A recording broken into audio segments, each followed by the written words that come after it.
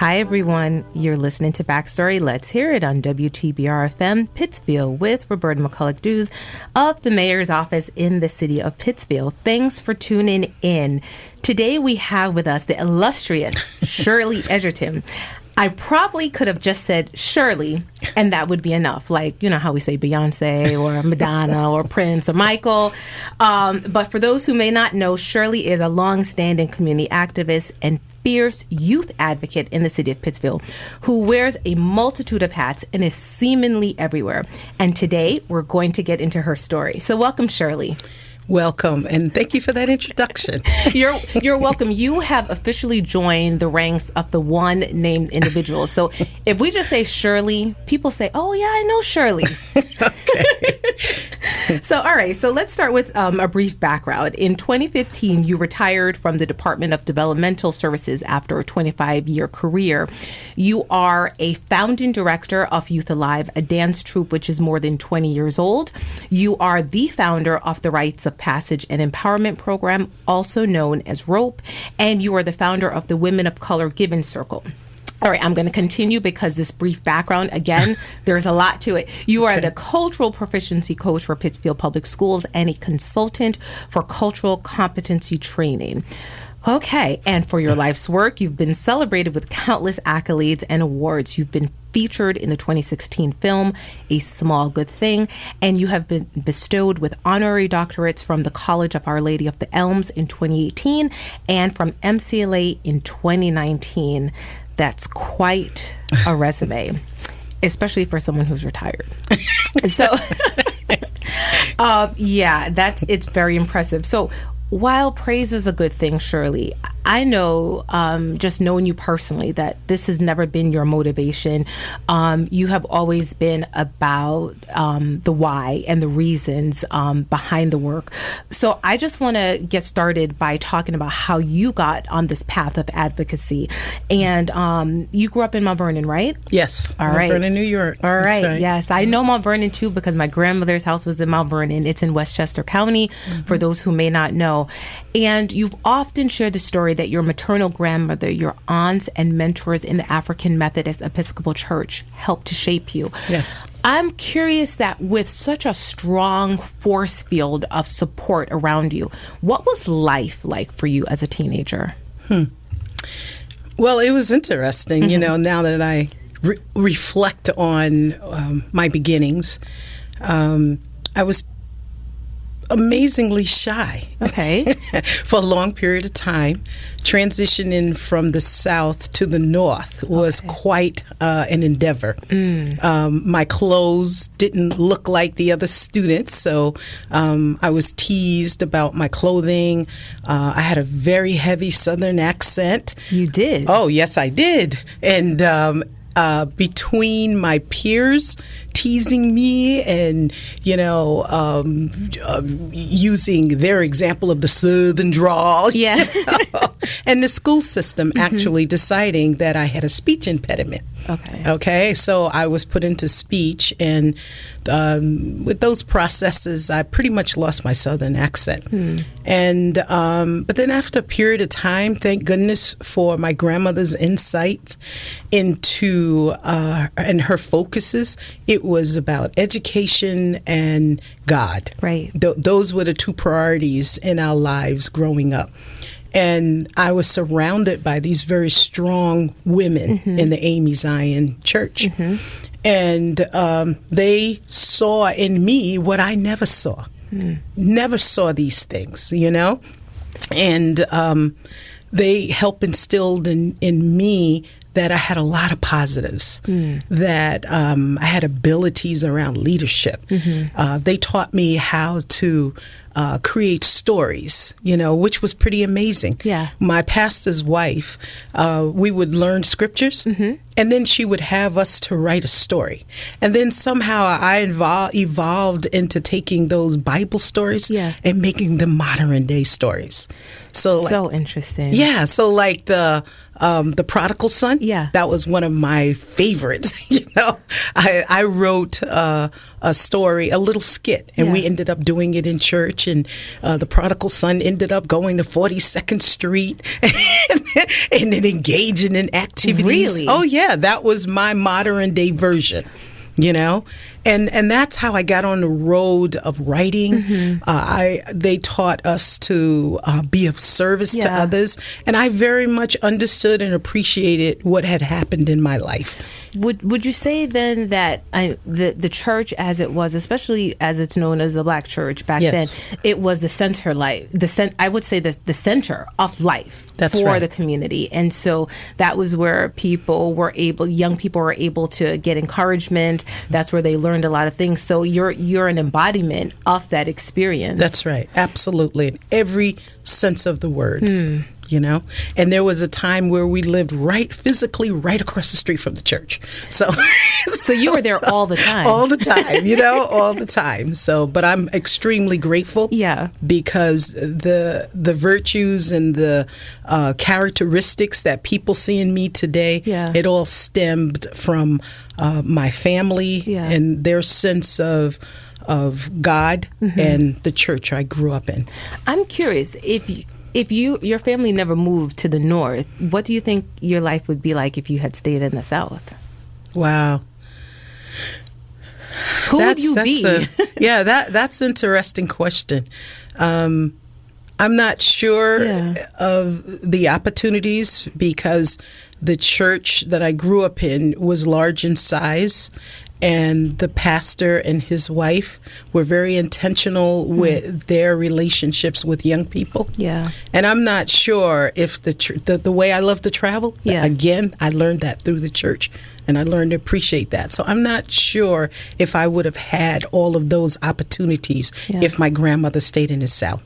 It's an interesting thing because I sometimes think about, like, if my family never came to this country, what would my life be like, right? So I came to this country from Jamaica when I was 2. And I sometimes think about that dichotomy, like, who would I be? And it's a completely different person, so it's a very interesting way to think about our lives and the path that we're set on and the persons that we become. So very interesting. I just thinking about all the things and all the experiences that you have had. Are there things or moments that you can recall as a aha moment, as Oprah would say? Well, I can remember when I was 17 years old. Okay. And I had a sense of my Blackness, and I understood the issues of race and class. But I was in the Bronx where my uncle and aunt lived, and I was in this 5 and 10 cent store. And I was buying some rollers for my hair. And I'm standing there and very engaged in that. All of a sudden I heard the store manager saying, "Get out of here, get out of here. You're stealing, get out of here." So I heard, but I didn't hear. I just continued to do what I was doing. All of a sudden he comes over to me. "You two, get out of here." I said, "You're talking to me?" Here I am, 17 years old, senior in high school, getting ready to go to college, full of myself, so proud of my accomplishments and feeling very much, a good citizen, And so he says, you know what you're doing. Get out of here. You're stealing. And I'm shocked. I said, "I'm not stealing." I said, "What do you mean? I'm not stealing, And he says, "Yes, you are. Get out of here." I said, "What are you talking about? I don't, what are you?" And I'm going back and forth because I'm in shock. And he says, "Get out of here. You just like the rest of them. Get out of here." And then it hit me because the other students he accused of stealing, he assumed because I was Black that I was stealing. And that was the pivotal moment for me in terms of a different level of activism because I had my first major and significant experience with racism. Prior to that, was it maybe tangential, so you maybe had heard about other people's experience, but you never experienced it yourself? Exactly. And it was, I lived in Mount Vernon in primarily an Italian and Black community. We pretty much all got along. There were some issues, at the high school when they built a new high school. But again, I did not personally experience it. So, but when I was 17 and had that experience, it was like, this is it. What was the national landscape like, though? I'm just curious because growing up, and I know I have not asked you your age, Shirley, and I will not, but I'm just figuring around the time when you grew up, there probably was a lot happening. Yes. So did you make any kind of connections between what's happening to you sort of on this micro level and then on the national scale? Absolutely. That propelled me more to pay attention to Minister Farrakhan and the Black Muslims.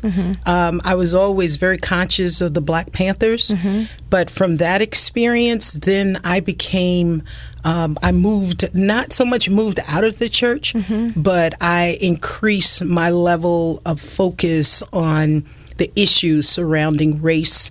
And when I went to college, even, moved around a bit in terms of socialism and, starting to go to rallies and meeting friends who were involved politically and socially.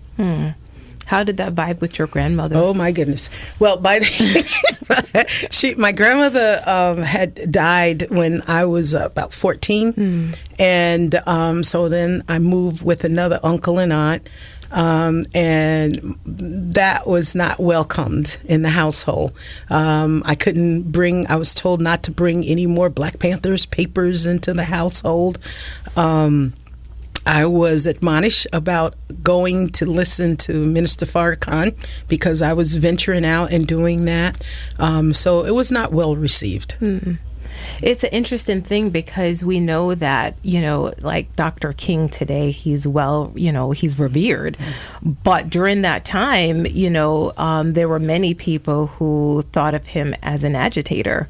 And there were people within the Black community that thought of him as an agitator as well. Right. So it's an interesting thing how history kind of plays out and how we look at our leaders today. I mean, he was doing important work, but at the time it made people very uncomfortable. So it definitely laid the seed, and obviously the things that you heard during the time, growing up has stayed with you. Thinking about all of that, thinking about all the experiences that you've had, listening to different leaders, listening to different people with their messages of, empowerment. Did that make you decide that you wanted a career in public service and advocacy? Yes, and I think some of that also came from my personal life story, in terms of my grandmother and uncles and aunts raising me versus my parents. Okay. And so there was some level of involvement with the Department of Social Services once we came to the North, because there was not that involvement, in the South in terms of families just took care of extended family members, but when we arrived to the North, my grandmother, was told, were you taking care of your granddaughter? There are funds available and so on. So, so there was I had some understanding of social services, in the North. So I think that level of involvement and some other family issues, I got to know my mother. And so because of that awareness and because of my sense of caring for others through the church, and I was the scripture of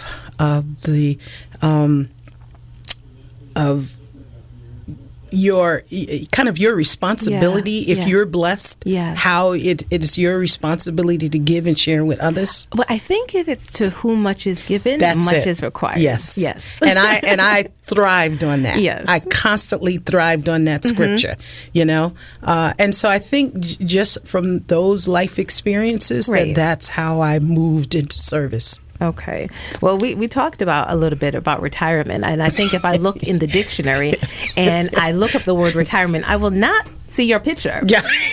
Because I think you have totally redefined what retirement looks like. And I'm intrigued by the fact that after this great career with the state, you then decided to go work in the schools as a cultural proficiency coach. And, obviously nowadays, cultural competency, these are issues that have risen to the forefront. People are talking about it. Maybe in years past, these weren't conversations that people were having. Now people are talking about it, and it's something that many regard as important. In your work, what are some of the key focal points that you center on to raise awareness around this? That's a great question. For me, equity and justice are the two major pieces, because I think if we can help bring awareness that the bottom line is equity for all people, right, regardless of class, race, sexual orientation, all of it, all of the differences that we often pretend we don't see, but we do see.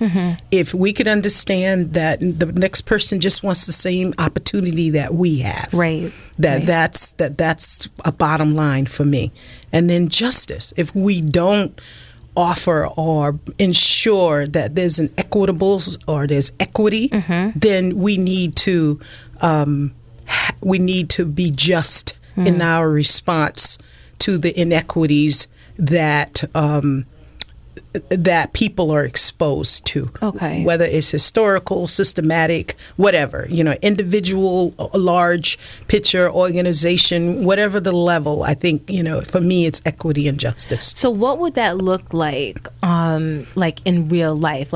Because as they're concepts, but what does equity and justice look like when it's boiled down? Because I know that a driving factor that influences all of that is implicit bias. Right, absolutely. So how do you get to the root causes in your work?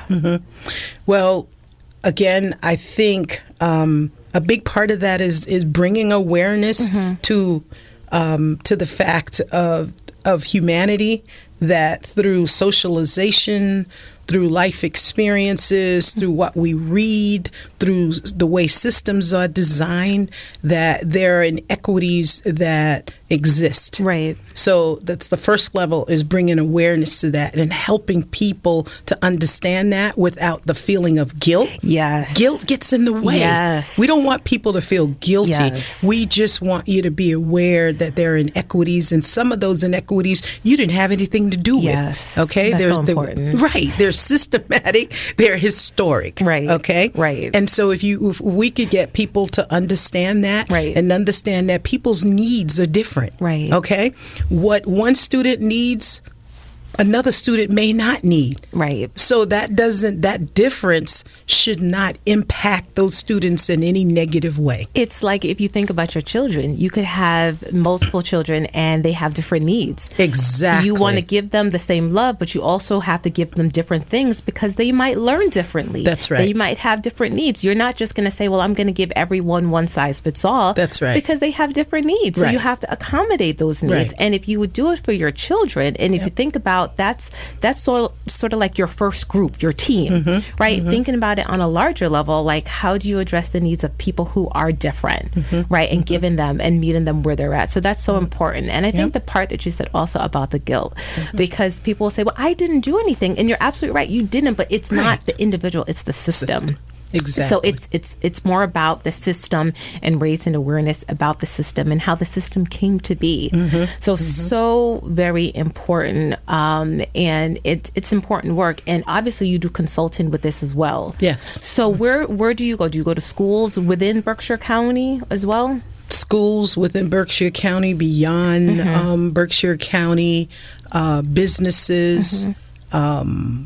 I've had some opportunities to do some trainings with some political figures I won't name. Because they just call on Shirley. Yeah. I'm very fortunate that I've had those opportunities to have conversations. Yes. That's how I regard them, as conversations. I'm so curious. Did you ever think your life would go down this path? Because did you ever envision all of this? Absolutely not. I mean, none of it, to be perfectly honest. I mean, you have to think about my very humble, people say that, but it's a true cliche. Very humble beginnings, My grandmother, who was just a a woman full of so much wisdom and insight, And so my mother and father were 16 years old when I was born. Yeah. And so my grandmother said, okay, well, we're going to take care of you. And my uncles were, basketball has been a theme for generations in my family. And so one in particular went to college and he became a teacher, came back to the community. And so by the time I was 3 years old, they were like, whoa, well, what are we going to do with her? Because everybody's working in this household. Right. So my uncle started taking me to school. Okay. And they put me into kindergarten class. So from 3 to 5, I repeated kindergarten for about 3 years. Oh, my God. So, yeah, absolutely not. In a million years, I would have never thought that I would have had the life experiences, the opportunities, and the people that I've met in my path have just been incredible.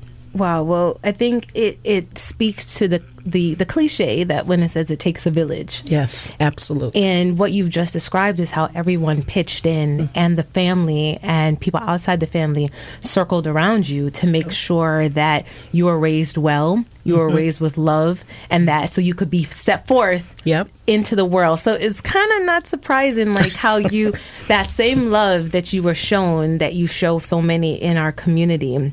And one of the things that I know is that even while you were working, your community work was really important to you. Yes. And you've made it known that when your children are all adults now, Jerome, Akila, and Jernay, but when they were little, you included them. You intentionally included them in all that you were doing. One, what did you hope they would glean from it? And at the time, did you think they were taking it all in? Because, I have kids too, and sometimes I'm like, I don't know if it's settling in. I don't know. Well, definitely not.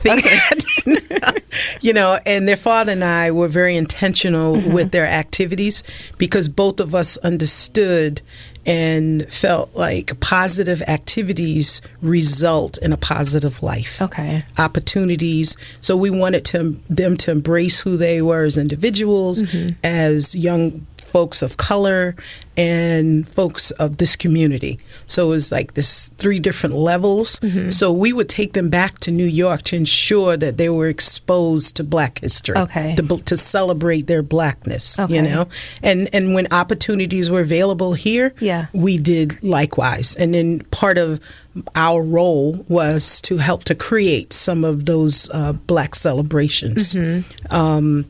And as individuals, we like my youngest daughter, Jernay, and she's still not any different today, has always been her own person. Yes.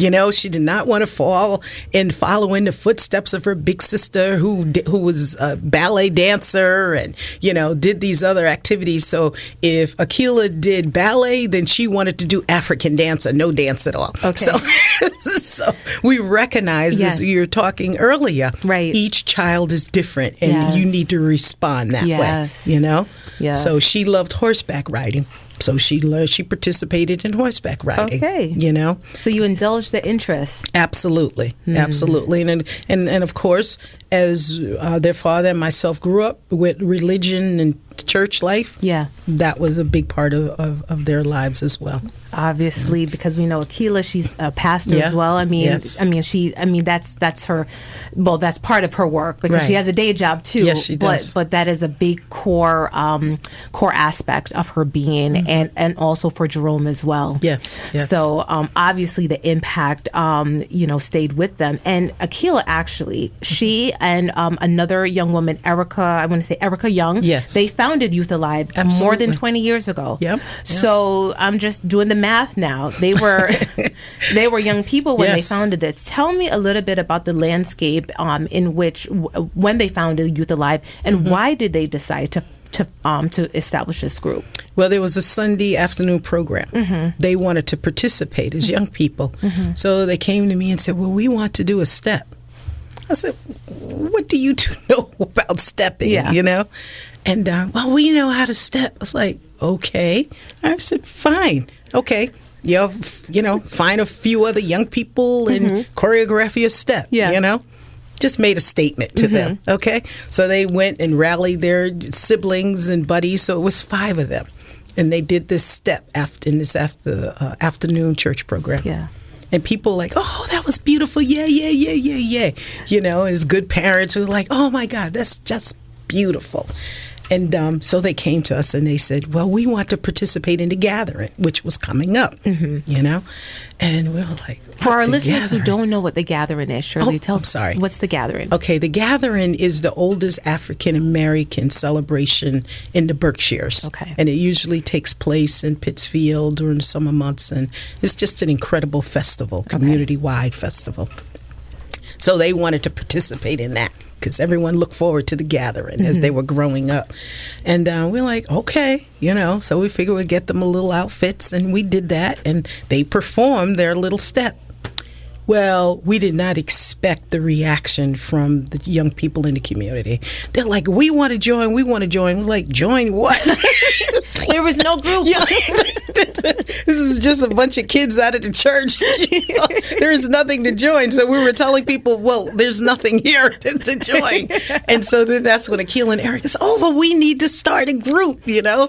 And we were like, wow, oh, okay. And that's what we did. So they started coming to the church, but then we recognized that everyone was not a member of the church, nor was church a central part of their lives. Right. So I had suggested with my social work background that maybe we take it out of the church. Okay. And that this was because I began to see some of the development in the young people.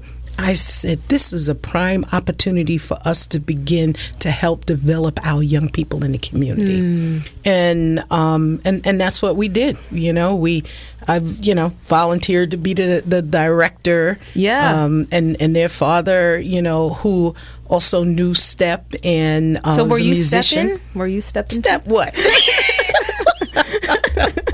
Like I said, social work. Encouragement. Yes, there you go. You can do anything, you know, right. Empowerment, you know. Higher, move that leg higher up. I did learn how to coach, you know, because having a knowledge of the South and HBCU, so I knew the energy that was necessary. So I was able to coach a little bit, but they didn't allow me in that arena too much. Okay. But I was great with planning and, you know, finding money. And the first grant I wrote, we ended up going to California. We drove cross country with the group. Drove? We drove. We took 2 vehicles and we drove, was it about 10 of them, about 8 or 10 of them cross country to California. We were going to, to a conference there. Yeah. And along the way, stopped at the Grand Canyon and, you know, took them through Las Vegas. And, you know, we decided to make an opportunity out of it for them to learn and be exposed. I bet those who went on that trip would never forget it. Absolutely. And that's an interesting thing you said, because I remember when they went back to school in the fall, and it was one of those moments that you don't really want to remember, but you do. I got a phone call from one of the young men whose family, they went with us, okay? And he had gone back to school, and the teacher had asked, so what did you do over the summer? He raised his hand and told them how he had traveled cross country, went to California. And the teacher basically told him, now, you know, you didn't do that. Yeah. So he was very hurt, you know, because there were assumptions made about who he was and being able to afford to do something like that, not understanding. Again, implicit bias. You got it. You got it. So, and that was one of those moments that I will never forget, because his grandmother went to the school and said, yes, he did. He did make that trip. He did go to those places, you know.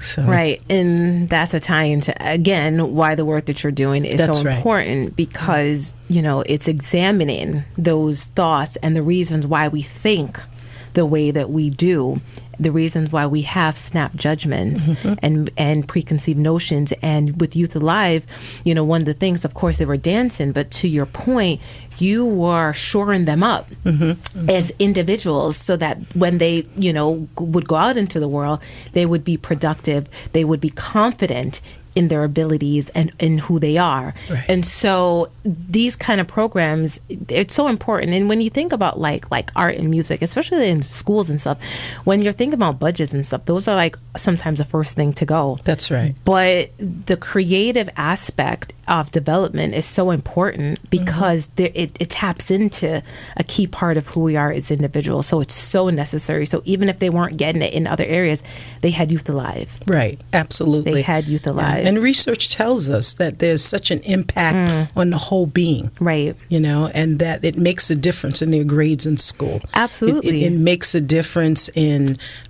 their confidence, you know. So, so I recognize that we could utilize the music as a tool to move in a very positive way and in the community and in the lives of these young people. Well, it's like 20 years later and Youth Alive is still going strong. One, did you think that, I know you knew that it was a powerful program, but did you think, wow, we would be here 20 years later? Not at all. Yeah. And then when I look around now, I mean, we have generations now in the group, and I look at some of the young people who are in key positions in our community doing incredible work, you know.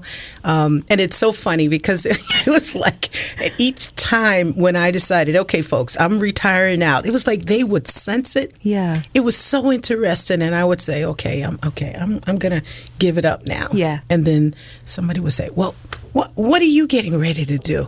Miss E, what are you doing? It's like, well, Miss E, no, we have to keep going. It was, you know, so it's just, but I am at this point actually looking for a young person, you know, who might want to move into leadership position. Oh. Yeah, definitely am. I have one high school student that's, you know, that's coaching. Okay. But I've put out some word to MCLA and Williams. Okay. Because Maxine Lyle, who's done an incredible job with her step team, you know, a professional step team after she graduated from Williams, helped to coach Youth Alive. So I'm looking for another young person who might be ready to step in as the director, as the coach, and move it to the next generation. We'll talk more about the continuation and the next generation angle. I have some questions on that. Okay. But before we do, I want to get into another baby of yours, the Rites of Passage and Empowerment Program. Yes. And I know that you are the founder for that program. So tell me a little bit about ROPE and why you decided to center your focus predominantly on girls for this program. And it was because of my experience with Youth Alive that I decided we needed to focus on young women. Okay. Because I would see the girls. Okay. Boys are preparing for a show. They're drumming and totally focused. You know, you can tell their little egos are being stroked. They're feeling really good about themselves and doing well. Yeah. Okay. The girls just as capable as the young men, but they're like encouraging them and spending very little time paying attention to themselves. You know, very little self-encouragement. It was all about the boys. Yeah. So I'm like, oh my God, we have to help our girls to understand that they're just as valuable and that they have purpose the same way these young men have purpose. Right. So that's why I decided as a woman and identifying the needs of girls in our community that we needed to focus on young women. So my friends have always been the brunt of of my ideas, you know. So that's what I did. You know, went like we need to do this for young girls, and the response was great. Yes, and you know, I mean, you're one of the amazing mentors. You know, full disclosure, I am a mentor with ROPE.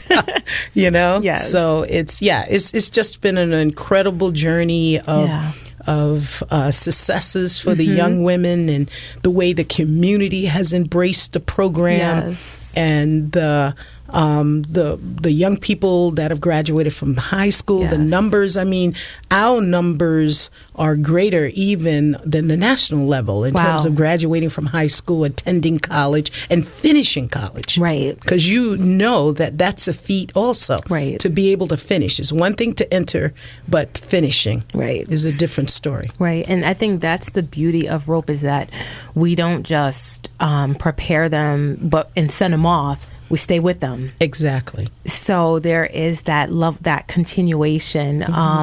And the rope members are referred to as scholars. Yes. Yes. And, obviously, names matter. And so having the name scholar allows them to aspire to That's the right. highest level of excellence, That's right. obviously.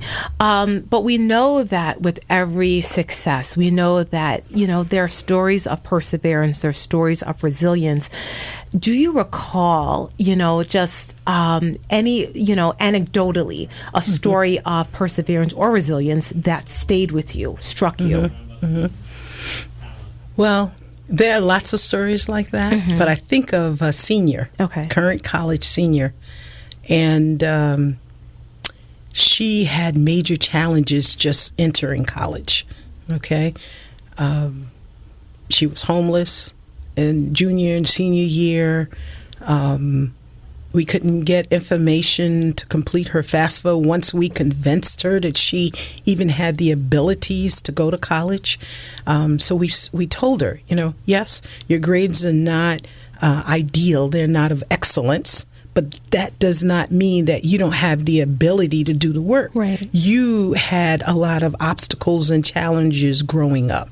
Okay. And there are institutions that understand that and will support you, to make that transition to become an excellent student. So that was the first process to convince her. Okay. So we told her, you need to go to a school where you can live, where you can eat, and all your other academic and, other social needs will be met. We convinced her of that. She went to an HBCU, to a bridge program that summer. She not only passed it, she aced it. Wow. This young woman now, 3.5 years later, is getting ready to graduate in January, not May. She's graduating a semester early, made the dean's list every semester. Wow. Wow. That's perseverance. Exactly. I think what you mentioned about the initial phase, instilling the belief, and we've often talked about within rope imposter syndrome. That's right. And basically dismantling that. And for those who may not know, imposter syndrome is, just to paraphrase, it's really when you don't believe that you kind of have the goods, right? And others around you might say, wow, that person has it, that person has that potential, that person's going places, but that individual doesn't believe it for whatever reason. Right. Maybe they feel like I don't fit in. Maybe they feel like I'm not really supposed to be here. They're going to find me out. I'm a fraud. All the things that you tell yourself. And so speaking to this scholar, you had to take away all of that stuff, sweep that all out, so that she would know she does have the goods. That's right. That's exactly right. That foundation. Yep. Yeah. And it's the same thing you spoke about earlier about the village, because that's what we did. We surrounded her as a group of women who some had been on a path that she was on and experienced some of the challenges in life. So they were able to tell her, you can overcome this. Yes. This does not define who you are. Yes. You can do this. Yes. Look at me. And to me, that's one of the most powerful things about rope. And that's why we're very intentional about who is involved with rope, because our young women need to understand that. We're not monolithic. All of us are different. We've had different experiences. You talk about, coming from the Caribbean and what that experience was for you. I talk about coming from the South. Yes. We have others who were born here in the community. So the young people, the young women, and the non-binary young people that come into our group, they understand that, okay, so I don't have to be of this group. I don't have to be of that class. I don't have to live there or have had that experience to go to college. Right. It's open to all. There's a place for everyone. That's right. Yes, that's been very intentional. And so, rope, it's foundational, and it's just a place and an opportunity that I think just has created so much value. So I just, that's just my shameless. Yeah. And then also, and one of the things that I also love about it is the commitment of the mentors. Yeah. I mean, we have a whole new program that's developing now that I'm so excited about, the Ambassadors Program. And who's the founder of that but Roberta Dews?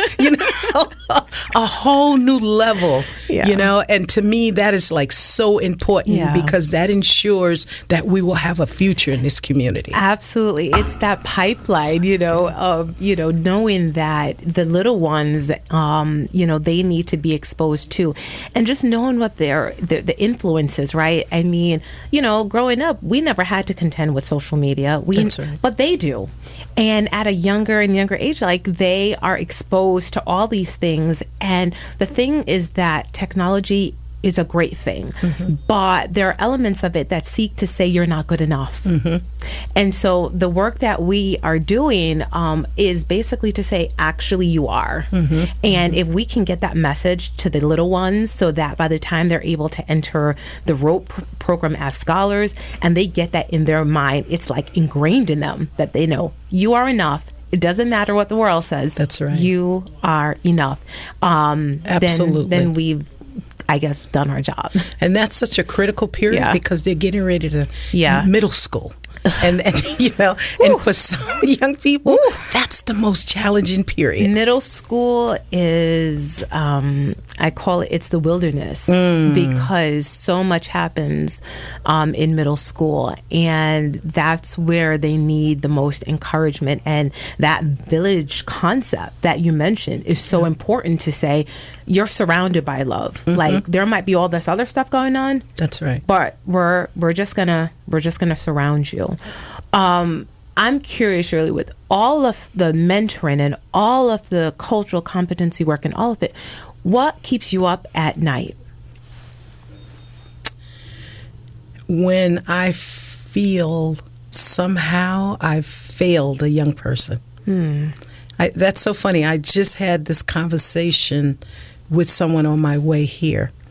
And it was about a young person who I felt that not just me as an individual, but systems failed him about 8 years ago. And I felt like I was part of that failure.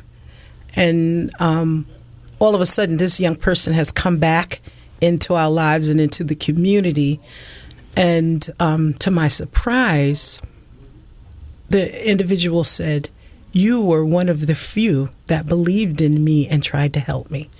So that gave me some relief that all of these years I kept holding that. And now I'm feeling like my commitment to that person is to ensure that the experience this individual had 8 years ago that I felt like systems failed, that I'm going to make sure that that does not happen again. That must be hard, because the work that you're doing, it's with human beings. Yes. So it's emotion. It's not like you can just pack it away and say, okay, see you tomorrow. You are heavily invested in the lives of people, and you carry that with you. So it's a heavy lift. It really is. But I think when you work with young people, you have to understand the seriousness of that. You have to understand the responsibility. So I've learned how I have a better balance than I did when I first started in the work. I mean, it would just totally destroy me. But I've learned how to deal with it. But it does still keep me up at night because in some ways, when I was a manager in state government, I often stayed up at night thinking ahead of the day before it came upon me, okay? So I do that with my work with young people. You know, I think about, and sometimes my best thinking is at night. Yeah. The quietness of the night. Yes. You know, no one to disturb me. It's just me and my thoughts. Yes. So in some ways it's a positive, but not on days when I'm feeling really tired. Well, I mean, I would imagine that's often. Yeah. And so hopefully you'll have some relief. Hopefully you'll have an assistant at some point to help you. We're working on that. Okay. Very, very good. Yes. Well, you know, one of the things we talked about earlier, the continuation and generational work and all of that. And it made me think about someone pivotal in our community who passed away earlier this year, Mother Mabel Hamilton. And, you know, before she passed, in her own words, she was able to participate in an oral history project to talk about her journey, her story. And you have shared that Mother Hamilton basically prepared you to continue the community work that you're doing. So could you talk a little bit more about the impact of Mother Hamilton and those like her who have gone before? Well, that was one of those life experiences, even as an adult. You know, I didn't expect, and I was resistant. You know? And she said to me, you know, we had this relationship, and you know, the incredible activist that she was, and she loved everybody, and everyone loved her. Yes, she you did. know. And as we began to do work, be on the same committees or boards, she would begin to instruct me, you know. And at first I wasn't even conscious of it, you know, that she was giving me instructions and sharing her wisdom with me. And I would be involved in these community actions, and she would check in, like, did you do so-and-so? Did you call so-and-so? And I'm like, well, why do I have to do that? Because it's you, Shirley. I say, what do you mean? Why me? Why can't so-and-so? Because you're called to do this. Still, here I am an adult. I'm not called to do this, you know? But I'm already doing X, Y, Z, you know? Right. And she would, Shirley, you know?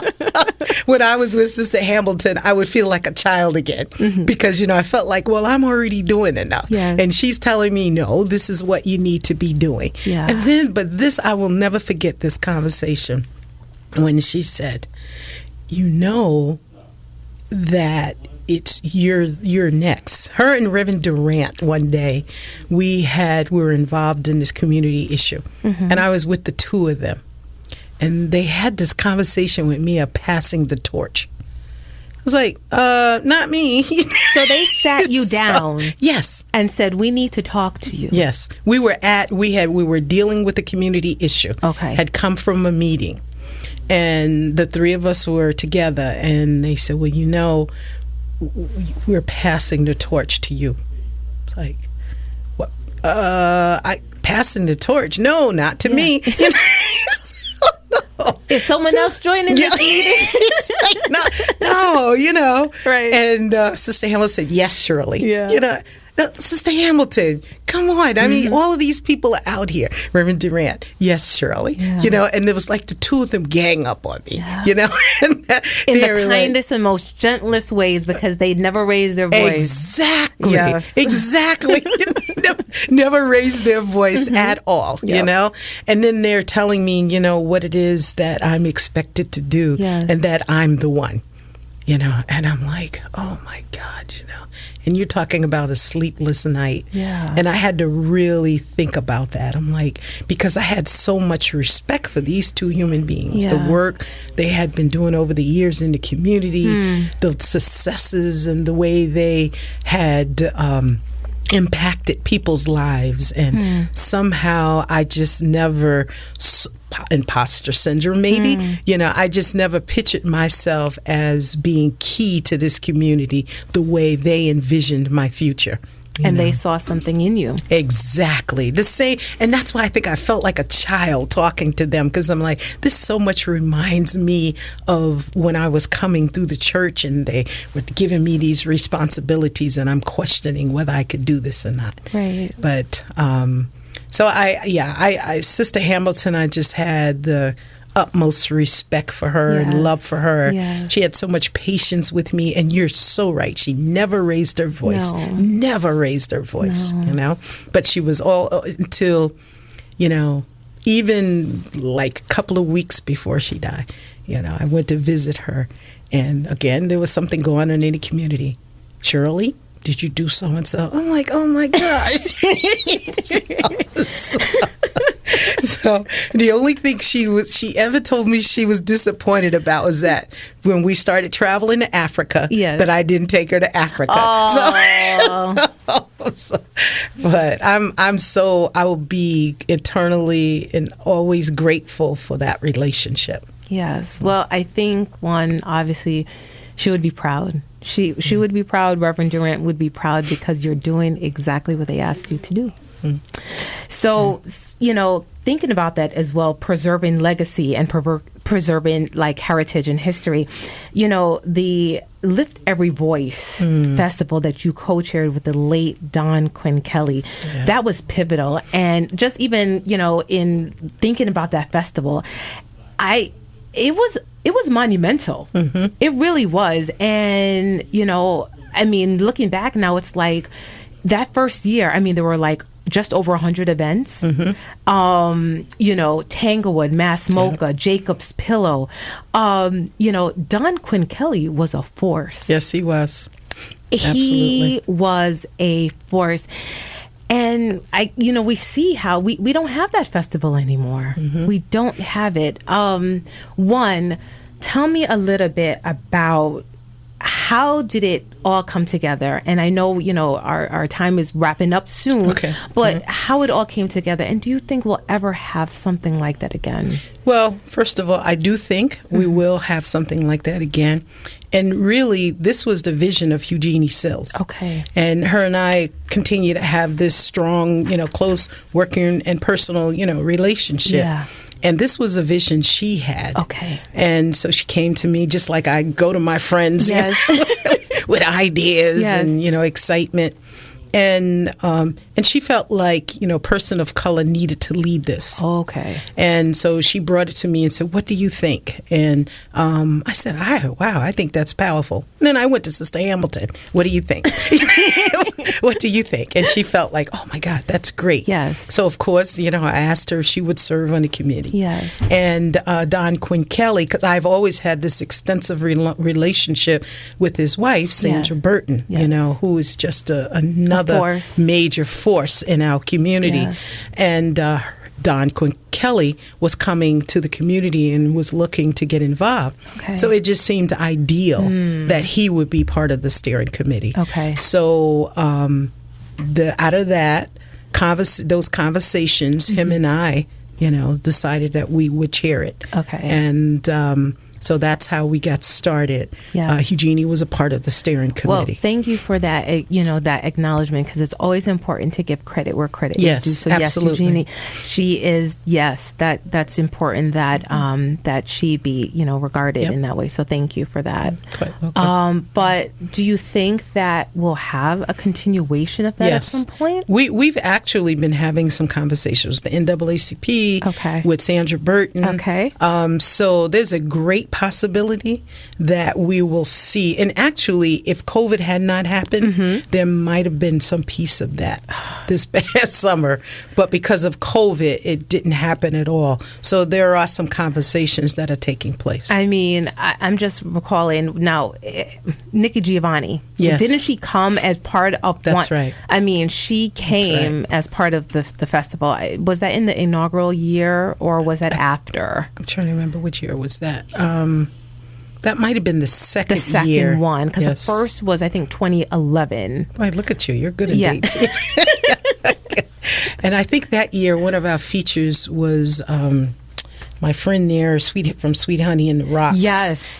So it was amazing. It really was. It was really amazing, and to know that all of this was happening. And for those who might not know what the Lift Every Voice Festival, it really was about highlighting the rich history of African Americans in the Berkshires, not only present but all the way back to like before the American Revolution. I mean, it spans the distance in terms of really showcasing understand the history that exists here. That's right. And it did so through vibrant events and activities and performers. It was really something. Yeah, and the collaboration was just major. Amazing. Every major arts institution in our county pretty much collaborated with us and had some type of activity or event to accent what you're talking about in terms of the rich African American history. It was amazing. Yeah, really was. And I mean, and the buy-in was all there. Yes. So I'm glad that there is talk about bringing it back, because I think it's something that one will be well received, and people will be so happy to see it come back. I'm going to ask a question about balance right now, because you do a lot. You are involved on so many boards. You're going. How do you maintain balance, and what does that mean to you? Well, I'm learning more, that self-care is important. So I do take little getaways, now, probably more so than I ever did. I was recently in the Caribbean. Good for you. Yeah, Turks and Caicos. Nice. So sometimes when I create my schedule, I'll leave myself 1 or 2 days off per week.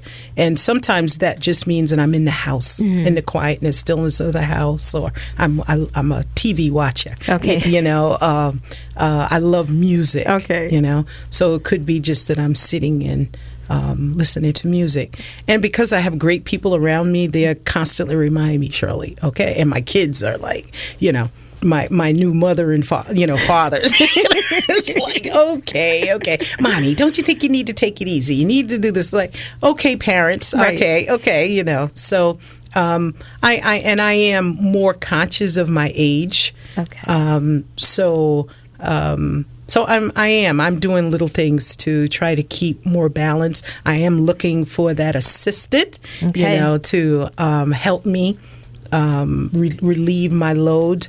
And I also don't want to become ineffective, because you can take on so much and you can become ineffective. And that's my greatest fear, that I don't want to do. Right. So. And lastly, if you had to choose one word to describe yourself, what would it be?